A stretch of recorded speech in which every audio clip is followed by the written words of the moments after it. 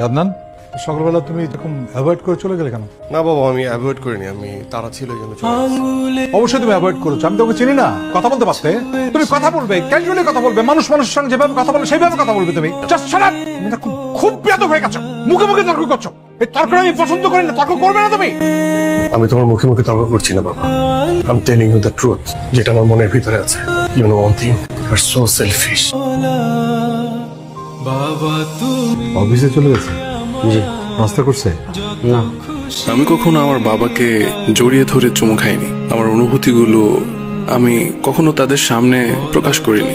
আমি কখনো তাদের বলিনি আমি তোমাদের ভালোবাসি। হতে পারে আমি এটার জন্য লজ্জিত, গোপনে তাদের জন্য কতটা দোয়া করি।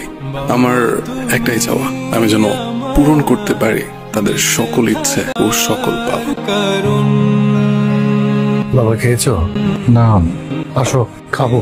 তুমি খেয়ে নাও। আমি really sorry Adnan. Don't be sorry বাবা। মা মারা গেছে তখন আমাকে সবাই বলতো বিয়ে কর বিয়ে কর, কিন্তু তুমি সবসময় বলতে যে আমার আদনান একা হয়ে যাবে। তুমি সবসময় চেয়েছো আদনানের একে কৃতজ্ঞ করতে। You are not selfish, I am selfish. সবই অজান্তে